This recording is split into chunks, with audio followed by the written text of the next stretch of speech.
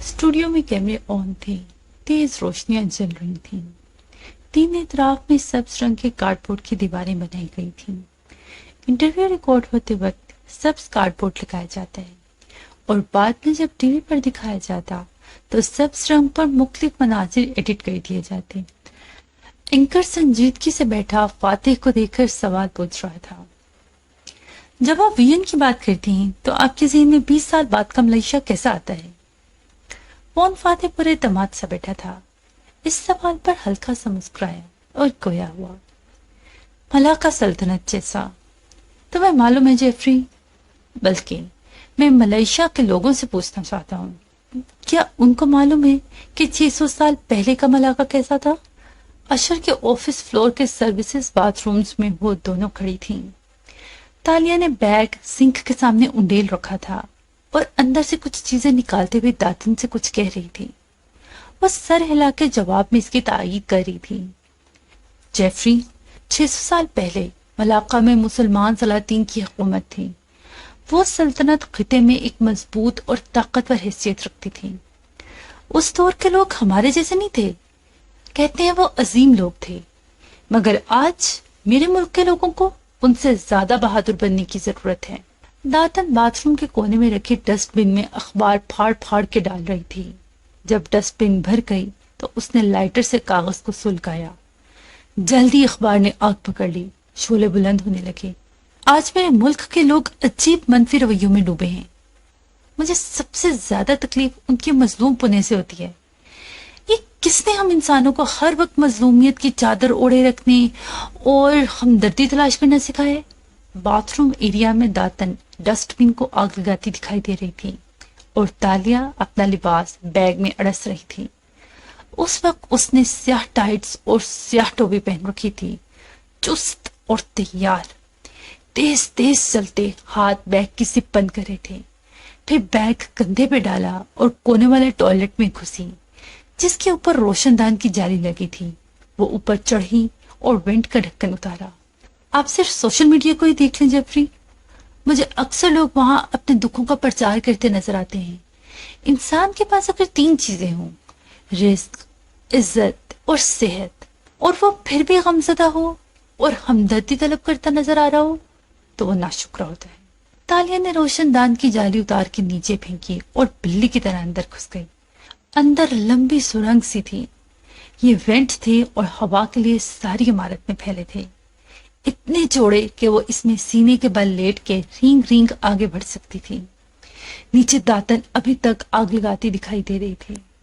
मैं जिस मुल्क का ख्वाब देखता हूँ, वहां मुझे लोगों को ये सिखाना है कि मजलूमियत और कमजोरी को खुद पर तारी करना छोड़ दें। निकल आए इस माइंडसेट से कि दुनिया ने हम पर जुल्म ढा दिया, खानदान वालों ने हमारे साथ बुरा कर दिया, दोस्तों ने यूं धोखा दिया, हम दुखी, हम उदास। हर वक्त दूसरों से हमदर्दी मांगना, ये मनफी रवैये हैं। हमें उनसे निकलना होगा। मुझे बिल्कुल ऐसे लोग अट्रैक्ट नहीं करते जो चाहते हैं कि लोग हर वक्त उनके गमों की दास्तान सुनते रहें। दातन ने बाथरूम का दरवाजा खोला तो धुआं बाहर को निकला। वो आगे आई और राहदारी में लगा फायर अलार्म खींच दिया। सारी इमारत अलार्म से गूंज उठी। मोटी औरत तेज तेज आगे चलती गई, हर डस्टबिन के साथ रुकती, लाइटर से आग जलाती और आगे बढ़ जाती। सीसीटीवी वो पहले ही जैम कर चुकी थी। इंसान बहुत अजीम मखलूक है, इसमें बहुत ताकत है। इसे तो सारी दुनिया को संभालना है और वो अपने आप को ही नहीं संभाल पाए। कितने दुख की बात है। हमें अगर जिंदगी में खुशी और कामयाबी हासिल करनी है तो हमें मस्बत रवैया अपनाना होगा। और मस्बत रवैया कैसे अपनाया जाता है आपकी नजर में? वेंट के अंदर सुरंग में वो कोहनियां घसीट घसीट के आगे बढ़ रही थी। कंधे पे छोटा बैग भी लाद रखा था जिसमें जरूरी सामान था। हर थोड़ी देर बाद रास्ते में कोई जाली आती और वो उससे झांकती। नीचे ऑफिस के कमरे नजर आते जहां हड़बोंग मची थी। लोग फायर अलार्म सुन के चीजें समेट रहे थे, बाहर भाग रहे थे। मस्बत रवैया माजी के दुखों और पछतावों से निकलने का नाम है। अगर आपसे कुछ गलत सरजद हुआ है माजी में, और सबसे ही होता है, तो उसमें माफी मांग के उससे सबक सीखें और उस पर हर वक्त उड़ना छोड़ दें। आप इंसान हैं, آپ سے ہر وقت سیدھا نہیں چلا جا سکتا. چند ایک بار گر گڑا بھی گئے تھے آپ تو اس کو بھول جائیں اور آگے کا راستہ دیکھیں. اشر کے آفس کے عین اوپر وہ وینٹ میں رینگتے رینگتے پہنچ چکی تھی. اب اس کی کوہنیوں تلے چکور جالی تھی جس سے آفس نظر آ رہا تھا. اشر چیزیں سمیٹتا اٹھ رہا تھا. باہر سے اس کو سیکرٹری بلا رہی تھی. فائر الارم مسلسل چنگاڑ رہا تھا. اور اگر آپ کو ماضی میں بڑے بڑے غم ملے ہیں تو ان کے پچھتاوے سے نکل آئیں. غلط فیصلوں پر دکھی ہونا چھوڑ دیں. زندگی میں کوئی بھی چیز برا تجربہ نہیں ہوتی اگر آپ اس سے سبق سیکھ لیں. یہ ہوتی ہے مثبت اپروچ. جو برا ہوا ہے آپ کے ساتھ یا جو برا آپ نے کیا ہے دونوں سے سیکھنے کے پہلو نکالیں، سبق حاصل کریں اور ریلیکس ہو جائیں. پھر وہ تجربہ آپ کو غمگین نہیں کرے گا. اشر موبائل اور والیٹ لیے باہر بھاگ گیا. دروازہ بند کر دیا. آفس تنہا رہ گیا. تالیہ نے وینٹ میں لیٹے لیٹے بیگ سے ایک آلہ نکالا اور بٹن دبایا. تھوڑی دیر لگی اور آفس کے دونوں سی سی ٹی وی کیمرے بجھ گئے. اس نے جالی اتاری اور نیچے کود گئی. این اشر کی میز پہ چہرے کو وہ سیاہ سکی ماسک سے ڈھانپ چکی تھی. میں چاہتا ہوں میرے ملک کے لوگ دوسروں کو ہر وقت الزام دینا اور مظلوم بننا چھوڑ دیں. یہود و نصارہ نے ہمارے ملک کی ترقی روک رکھی ہے. کفار ہمارے خلاف سازشیں کر رہے ہیں. ان بیکار باتوں سے نکل آئیں. اگر کوئی قوم ترقی نہیں کرتی تو یہ اس کا اپنا قصور ہوتا ہے. لوگ تو ہر قوم کے خلاف سازشیں کرتے ہیں تو پھر دوسری قوموں نے ترقی کیوں کر لی؟ یہ آئینہ دیکھنے کا وقت ہے. اپنی غلطیاں بحیثیت قوم مان لینے کا وقت ہے. تالیہ مراد اب اشر کے آفس کی میز کا ایک ایک دراز کھول کے چیک کر رہی تھی. ہاتھوں پر دستانے چڑھا رکھے تھے. اللہ نے انسان میں بڑی طاقت رکھی ہے. کامیاب آدمی کون ہوتا ہے بھلا؟ وہ جو ماضی کے غم سے نکل آتا ہے اور مستقبل کے بڑے بڑے خواب دیکھتا ہے. ہمارے خواب اتنے بڑے اور انوکھے ہونے چاہیے جیفری کہ وہ ہمیں ڈرائیں. پہلی دفعہ ان کو سوچ کے بھی خوف آئے. انسان صرف چھوٹے موٹے خوابوں کے لیے نہیں پیدا ہوا. وہ اب دیواروں کی پینٹنگز ہٹا ہٹا کے دیکھ رہی تھی. 90% لوگ آفیسز میں سیف کسی پینٹنگ کے پیچھے بناتے تھے مگر پینٹنگز کے پیچھے کچھ بھی نہ تھا. سارے آفس میں کوئی سیف نہ تھا. وہ کمرے کے وسط میں کھڑی ہوئی اور آنکھیں بند کی. اگر وہ اشر محمود ہو تو وہ اس آفس میں سیف کہاں بنائے گی؟ سوچو تالیہ، انسان کی کمزوری وہ ہوتی ہے جس پہ وہ بھروسہ کرتا ہے. اشر کس پہ بھروسہ کرتا ہے؟ خوابوں کے لیے محنت کرنی پڑتی ہے، جان ماننی پڑتی ہے. لوگ مسئلوں کا آسان حل مانگتے ہیں اور جب وہ نہ ملے تو وہ مایوس ہو جاتے ہیں. اللہ تعالیٰ کو وکٹم ہوڈ بالکل نہیں پسند. ہمارے کچھ مسئلے ایسے ہوتے ہیں جن کو ٹھیک ہونے میں لمبا عرصہ لگنا ہوتا ہے. تو منفی لوگوں کی طرح اس عرصے کو مظلوم بن کے اپنے دکھوں کی کہانیاں سنانے کے بجائے انسان کو آگے کے بارے میں اچھا سوچنا چاہیے. اسے اتنا مثبت بننا چاہیے کہ اس سے مثبت شعائیں پھوٹنے لگیں. وہ جہاں جائے ان مثبت خوشگوار روشنیوں کو بکھیرتا جائے. آفس کے وسط میں کھڑی تالیہ نے آنکھیں کھولی اور اب آفس کو دیکھا تو اس کی نظریں مختلف تھیں. میں ایک آرکیٹیکٹ ہوں. مجھے اونچی عمارتیں بنانا اور بلندیوں سے دنیا کو دیکھنا اچھا لگتا ہے. وہ وکیل ہونے کے ساتھ ساتھ آرکیٹیکٹ بھی تھا. اس نے یہ آفس خود ڈیزائن کیا تھا. تالیہ نے دیکھا دیوار پہ ایک بک شیلف نصب تھا. اس نے بتی بجھائی، بلائنڈز بند کیے. کمرہ اندھیر ہو گیا. پھر اس نے ننھی ٹارچ نکالی جس میں نیلی سی روشنی تھی. اس نے وہ روشنی شیلف پر پھینکی. اوپری کتار میں چوتھے نمبر پہ رکھی کتاب کے اوپر نیچے نشانات نظر آ رہے تھے. یہ ٹارچ اندھیرے میں وہ نشان بھی دکھا دیتی ہے جو روشنی میں نظر نہیں آتے. تالیہ نے مسکرا کے بتی جلائی اور اس کتاب کو ذرا سا باہر کھینچا. بک شیلف میں گڑبڑاہٹ ہوئی اور وہ مکان کی انداز میں بائیں طرف کو سے رکھنے لگا. میں زندگی میں کبھی کسی چیز کو لے کر پچھتاتا یا گلٹ کا شکار نہیں ہوتا. جو غلطیاں کی ہیں زندگی میں ان کا مجھے احساس ہے مگر میں ہمیشہ حل ڈھونڈتا ہوں بجائے خود کو لعنت ملامت کرنے کے.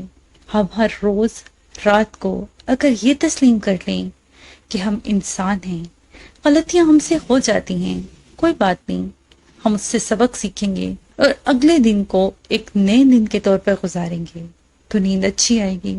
बुक शेल्फ सामने से हट चुका था और पीछे दीवार में एक सिल्वर सेफ नस्ब था। तालिया ने कान में लगा आला दबाया। दातन, ये ग्लेन रीडर है, 20 मिनट लगेंगे मुझे। अशर के ऑफिस और राहदारी के दरमियान मजीद डाइवर्जन क्रिएट करो। आग, धुआं, कुछ भी। तालिया जल्दी करो, वक्त कम है दीवानी लड़की, दातन परेशानी से कह रही थी। और जितने मेरी जिंदगी में हादसे हुए हैं मैं उनको भी एक तजर्बा समझता हूँ। मेरी बेटी आर्याना, सब जानते हैं कि वो खो गई, सब जानते हैं कि उसके पीछे किसका हाथ था। मैं चाहता तो उसका गम लेकर तारीख दुनिया हो जाता, खुद को ब्लेम करता, दुनिया भर को ब्लेम करता, मगर मैंने उसको एक तजर्बे के तौर पे लिया। अल्लाह की चीज थी, अल्लाह ने ले ली। लेकिन क्या मैंने इस अमानत का शुक्र अदा किया था? और अब मुझे अपने बाकी दोनों बच्चों को कैसे पालना है, उनके लिए अल्लाह का शुक्रगुजार कैसे होना है?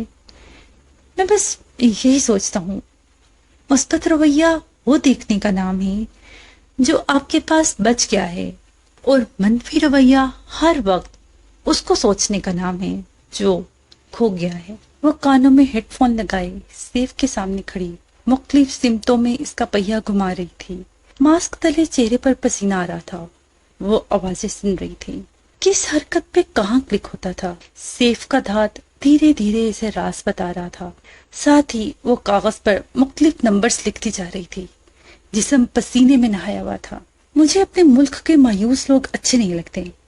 मैं चाहता हूँ कि वो मस्बत बने, पुरुमीद, ऊंचे ख्वाब रखने वाले, वसी सोच रखने वाले। मैं चाहता हूँ लोग शुक्रगुजार बने, जो है उसकी कदर करें, जो नहीं है उसको ज्यादा ना सोचा करें। वासिया क्लिक की आवाज आई।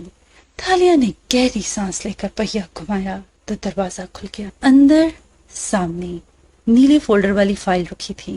उसने फोल्डर निकाला, सफ़े पलटे, तस्दीक की, फिर अपने बैग से चंद सफ़े निकाल के फाइल के अंदर लगाए और असली सफ़ात बैग में डाल दिए। कौमें वही तरक्की करती हैं जो ऊंचे ख्वाब देखती हैं। और याद रखना जेफरी, अगर आपको आपका ख्वाब डराता नहीं है तो वो बड़ा ख्वाब है ही नहीं। बाथरूम के रोशनदान से वो नीचे उतरी। वहां धुआं भरा था मगर दरवाजा खुला था। उसने मास्क उतारा, बाल खोले, गुलाबी शर्ट स्याह लिबास के ऊपर पहनी, हेड सर पे लिया, जूते तब्दील किए और तेजी से बाहर को दौड़ी। धुएं के बायस खांसी आने लगी थी। फायर अलार्म हनूस बज रहा था। फायर ब्रिगेडियर का अमला इमारत में दाखिल हो चुका था। अगर हम दुनिया को बदलना चाहते हैं तो हमें अपना रवैया बदलना होगा, और हम देखेंगे कि दुनिया खुद ब खुद बदलने लगी है। ये सोच और विजन की तब्दीली है जो मैं एक बेहतर मलेशिया में देखना चाहता हूँ। स्टूडियो में बैठा शख्स मुस्कुरा के कह रहा था। उसके चेहरे से रोशनी फूट रही थी और एंकर समेत सब महवियत से इसे सुन रहे थे। थैंक यू वॉन फातेह, आपके वक्त के लिए, एंकर ने कहकर कैमरे की तरफ रुख फेरा। नाजरीन, मुझे उम्मीद है कि आपने भी मेरी तरह बहुत कुछ सीखा होगा। और इंटरव्यू खत्म हो चुका था। फातेह अब अपनी शर्ट पे लगा माइक उतार रहा था। उसकी मुस्कुराहट सिमट चुकी थी। जहन में हालिम और फाइल का ख्याल बार बार आ रहा था। कुआलालंपुर पे रात उतर रही थी। ऊंची इमारतें बत्तियों से जगमगाने लगी थी। ऐसे में तिकोन शीशों से ढकी इमारत के एक फ्लोर पे, जहां बारिसन नेशनल का ऑफिस था, वॉन फातेह लिफ्ट से उतर रहा था। उस्मान और गार्ड्स हमराह थे। ऑफिस कैबिन रोशन थे और वर्कर्स काम करते दिखाई दे रहे थे। उसको देखते ही बहुत सी गर्दनें मुड़ी। लोग खड़े हुए, सलाम, दुआ। वो इतने सालों से इस सेलिब्रिटी प्रोटोकॉल का आदी था। सबको मुस्कुरा के जवाब देता ऑफिस की जानिब आ गया। अभी दरवाजे के करीब ही था कि जाने किस सिमत से एक कैप वाला लड़का निकल आया। वो पैरों में पहियों वाले जूते पहने मरमरी फर्श पर गोया स्केट करता तेजी से सामने आया। ऐसे मैसेजेस लड़के अक्सर पहियों वाले जूते पहने राहदारियों में से जन से गुजरते दिखाई देते थे। वॉन फातेह कोरियर एक पैकेज उसकी तरफ बढ़ाया और टैबलेट स्क्रीन आगे की। फातेह हल्का सा मुस्कुरा दिया और टैबलेट स्क्रीन पे अंगूठा रख दिया। वो जानता था ये किसकी तरफ से होगा। ऑफिस में आते ही उसने दरवाजा बंद किया और सीट पे बैठते हुए पैकेज खोला। اندر کاغذات رکھے تھے ترتیب سے. وہ جیسے جیسے صفحات پلٹتا گیا آنکھوں میں خوشگوار حیرت بھرتی گئی. اسی اثنا میں فون بجا تو وہ چونکا، پھر نمبر دیکھ کے مسکرایا. تمہارا میجک شو کامیاب رہا حالم. کیا آپ متاثر ہوئے؟ بہت زیادہ. مگر ہر میجک شو کے بعد حاضرین کرتب کا راز جاننا چاہتے ہیں. مگر کیا آپ نے کسی جادوگر کو سٹیج پہ کھڑے ہو کر اپنا راز بتاتے دیکھا ہے؟ بیک سٹیج تو بتایا جا سکتا ہے نا. آپ کیا جاننا چاہتے ہیں؟ یہ تم نے کہاں سے لیے؟ اشر محمود کے آفس کے سیف سے. میں نے چند رتی کاغذ فائل کے اندر رکھ دیے ہیں تاکہ ان کو فوراً شک نہ پڑے. اب آپ ان کاغذات کی حفاظت کیجیے گا. تم نے مجھے عثمان کے سامنے یہ سب کہنے کا کہا. تمہارے خیال میں وہ اشر کے لیے کام کرتا ہے؟ آپ اچھی طرح جانتے ہیں کہ وہ اشر کے لیے کام کرتا ہے. اگر میں اتنے کم عرصے میں جان گیا ہوں تو آپ کیوں نہیں جانتے ہوں گے بھلا؟ حالم لمحے بھر کو بھی نہیں چوک رہا تھا، ترنت جوابات دے رہا تھا. فاتح ہلکا سانس دیا. یہاں کوئی کسی کا وفادار نہیں ہوتا، ہمیں صرف کام نکلوانا ہوتا ہے. کسی اور کو رکھوں تو وہ بھی بک جائے گا. وفاداری آج بھی اپنا وجود رکھتی ہے وان فاتح. کچھ لوگ وفاداری کے ایسے وعدے کر لیتے ہیں کہ اس کے لیے آگ میں بھی کود پڑتے ہیں. خیر. حالم نے گہری سانس لی. آپ کا کام ہو گیا ہے، مجھے اجازت. اور تمہاری فیس؟ میں نے یہ فیس کے لیے نہیں کیا. سیاست دانوں سے کون پاگل پیسے لے گا؟ سیاست دانوں سے تو فیورز مانگے جاتے ہیں. آپ اب میرے مقروض ہیں. کبھی کوئی کام لے کر آؤں تو کر دیجیے گا، وہی میری فیس ہوگی. فاتح نے ٹیک لگا لی اور فون کان سے لگائے مسکرا کے اس کو سنے گیا. کبھی مجھ سے ملنے آؤ حالم. میں آپ کی توقعات سے برعکس ہوں سر. ایسی خواہش نہ کریں تو اچھا ہوگا. اس کی آواز میں اداسی گھل گئی. ویسے حالم کا کیا مطلب ہوا؟ خواب دیکھنے والا. فاتح کی مسکراہٹ گہری ہو گئی. وہ محظوظ ہو رہا تھا. یعنی کہ ویژنری. پھر جیسے یاد آیا. تم نے بتایا نہیں یہ کام کس کا تھا. چند لمحے کو خاموشی چھا گئی. آپ چور کا نام جاننا چاہتے ہیں؟ حالم نے سنجیدگی سے پوچھا. اور میں یہ جانے بغیر فون نہیں رکھوں گا. میری ہٹ دھرمی سے سارا ملیشیا واقف ہے. تو پھر سنیے. آپ کے گھر کی چوری. وقفہ دیا. تالیہ مراد نامی لڑکی نے کی تھی. وہ کچھ سوشلائٹ ہے اور جس کا آپ کے گھر کچھ دنوں سے آنا جانا ہے. فاتح نے تلخ مسکراہٹ کے ساتھ سر اسبات میں ہلایا. یعنی میرا شک درست تھا. گڈ جاب حالم. میں آپ کے لیے حاضر ہوں وان فاتح. جہاں آپ کہیں، جب آپ کہیں. اور کلک کے ساتھ فون بند ہو گیا. فاتح نے خوشگوار مسکراہٹ کے ساتھ فون پرے ڈالا اور صفحات اٹھا کے پھر سے دیکھنے لگا. سارے دن کی کلفت دور ہو گئی تھی. تکون عمارت کے باہر اندھیر پارکنگ میں وہ دونوں موجود تھیں. تالیہ کار کی ڈرائیونگ سیٹ پہ بیٹھی فون کان سے ہٹا رہی تھی اور داتن ہکا پکا اسے دیکھ رہی تھی. اسے دھچکا لگا تھا. یہ بکواس کرنے کی کیا ضرورت تھی کہ تالیہ مراد چور ہے؟ تم ایسا کیسے کر سکتی ہو اپنے ساتھ؟ تو کیا کہتی؟ وہ اداسی سے داتن کو دیکھ کر بولی. آپ کی بیوی چور ہے؟ ہمارے پاس ویڈیو ہے اسرا کی. داتن وہ کسی پہ بھی اعتبار نہیں کرتے. ان کا کوئی دوست نہیں. وہ کسی سے جلد متاثر نہیں ہوتے. مگر انہوں نے حالم کو تھینکس تک نہیں کہا کیونکہ وہ صرف اجنبیوں کو شکریہ کہتے ہیں. وہ حالم کو اجنبی نہیں سمجھتے. حالم نے ان کا اعتماد جیتا ہے. مجھے ان کو وہی بتانا تھا جو وہ سننا چاہتے تھے. مگر تم نے اپنا امیج ہی کیوں خراب کیا؟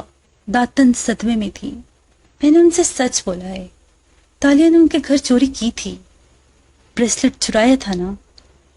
میں نے پہلی دفعہ کسی سے اتنا بڑا سچ بولا ہے اور میرا امیج تو ان پر پہلے ہی خراب ہے. وہ تلخی سے کہہ کر کار سٹارٹ کرنے لگی.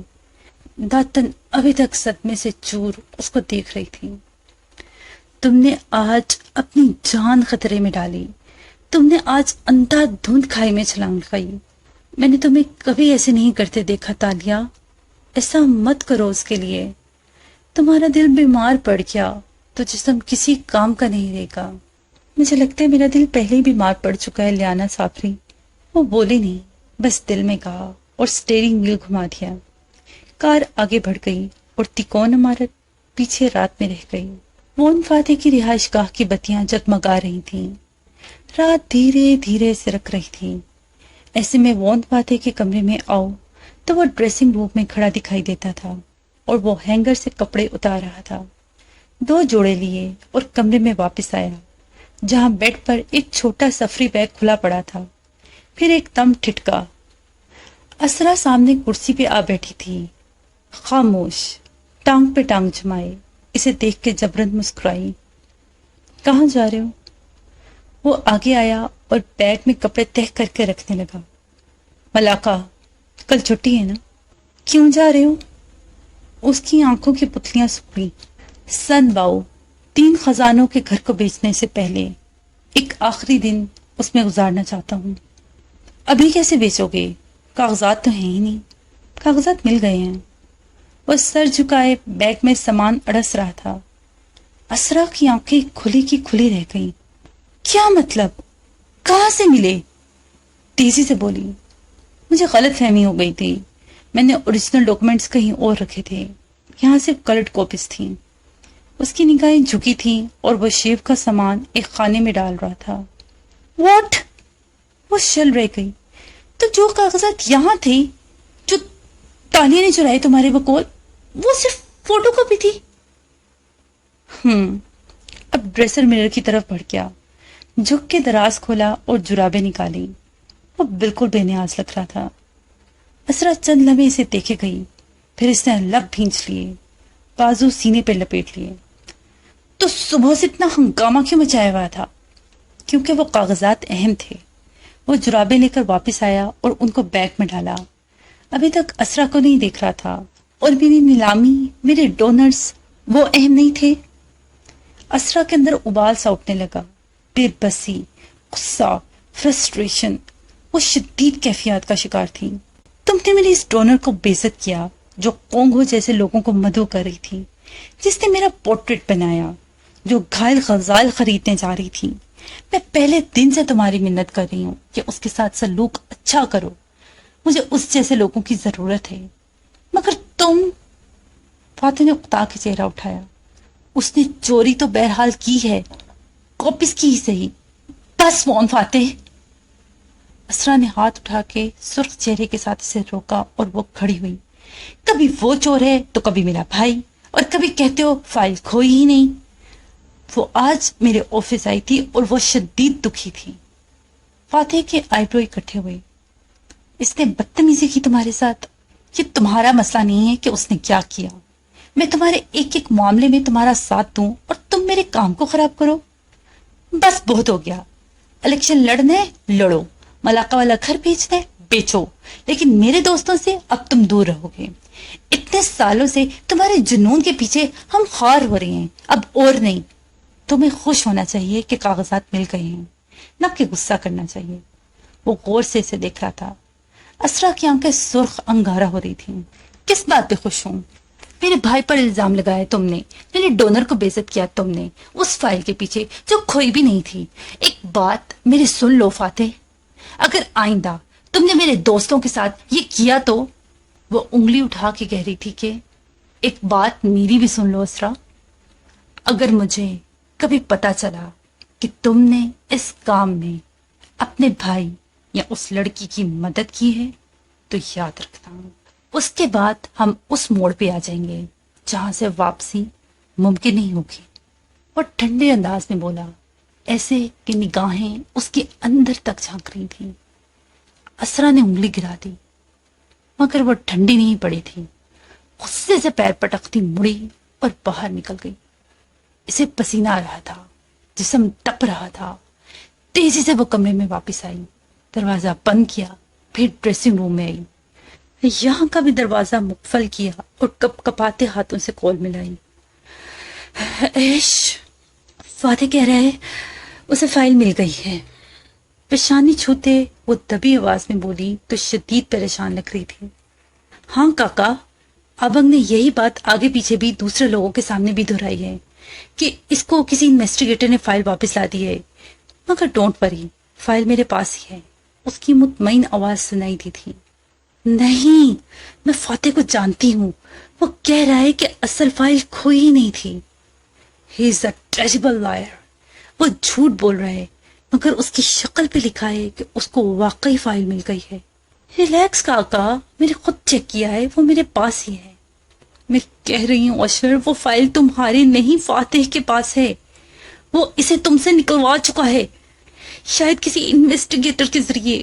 وہ پون فاتح ہے، وہ کچھ بھی کر سکتا ہے، اور اسے مجھ پہ بھی شک ہو رہا ہے۔ کاکا، ہم صبح بات کریں گے، میرے آفس میں پہلے ہی حالات خراب چل رہے ہیں، میں سارے دن کا تھکایا ہوں۔ وہ بیزار ہوا تو اسرا کی تیوڑیاں چڑھ گئیں۔ میں نے تمہارے لیے اتنا بڑا خطرہ مول لیا اور تمہیں پرواہ ہی نہیں ہے۔ ٹھیک ہے، اب تم الیکشن لڑو یا فاتح، مجھے پرواہ نہیں ہوگی، میں صرف اپنا فائدہ نقصان دیکھوں گی جیسے تم لوگ دیکھتے ہو، کہہ کر ٹھک سے فون بند کیا۔ اشر شاید وضاحت دے رہا تھا مگر اس نے نہیں سنا۔ پھر وہ گھومی تو ڈریسر میرر سامنے آیا۔ وہ خاموش ڈریسنگ روم میں تنہا کھڑی تھی، قدم قدم چلتی آئینے کے قریب آئی اور اپنا عکس دیکھا، انگلیوں کے پوروں سے آنکھوں کے کنارے کو چھوا۔ آریانہ کے نقش بھی مجھ میں ملتے تھے، ٹین ایج میں پہنچ کے وہ بھی ایسی ہی لگنے لگے گی۔ آج کے دن وہ کھوئی تھی، 6 سال پہلے، 13 سال کی ہو گئی ہوگی وہ۔ چند لمحے وہ خود کو دیکھتی رہی، پھر مسکرائی، جیسے چہرے کو ریلیکس کرنے کی کوشش کی۔ کریم اٹھائی اور نرمی سے چہرے پہ لگانے لگی۔ دل چمکنے لگی تو وہ دل سے مسکرائی اور فون اٹھا لیا۔ اب وہ واپس کمرے میں آتی ہوئی آرام دہ انداز میں بات کر رہی تھی۔ کیسی ہو تالیہ؟ میں ٹھیک ہوں، آپ کیسی ہیں مسز اسرا؟ تالیہ کی سنجیدہ مگر نرم آواز سنائی تھی۔ اسرا بڑی کرسی پر بیٹھ گئی اور ٹانگ پہ ٹانگ جما لی، پھر بھورے بالوں کی ایک لٹ انگلی پہ لپیٹتے ہوئے گویا ہوئی۔ میں فاتح کی طرف سے معذرت کرنا چاہتی تھی، وہ آج کل الیکشن کی وجہ سے ٹینس ہے، جلد خفا ہو جاتا ہے، جانے تمہیں کیا کیا کہہ بیٹھا۔ کوئی بات نہیں، ان کو تو قوم 2-4 قتل بھی معاف کر دے گی۔ تالیہ کی اداس ہنسی گونجی۔ مگر میں مداوع کرنا چاہتی ہوں، میں نہیں چاہتی کہ ایسی کوئی بھی بات ہمارے درمیان آئے۔ اسرا کی بادامی آنکھیں جیسے تانے بانے بنتی دکھائی دے رہی تھیں۔ مداوع مت کہیں، درخواست سمجھ لیں، ایک چھوٹا سا کام آپ میرے لیے کر سکتی ہیں۔ شور، بتاؤ، مجھے خوشی ہوگی۔ اور پھر تالیہ کی بات سن کے اس کی مسکراہٹ گہری ہوتی گئی۔ بالکل تالیہ، یہ میں کر سکتی ہوں اور کل ہی کر سکتی ہوں۔ کھڑکی سے باہر حبس آلود رات دھیرے دھیرے گہری ہوتی جا رہی تھی۔ حالم کا اونچا بنگلہ رات کے اس پہر خاموش پڑا تھا۔ تالیہ داتن کو ڈراپ کر کے کار اندر لائی تو پورچ کی بتیاں بجھی ہوئی تھیں۔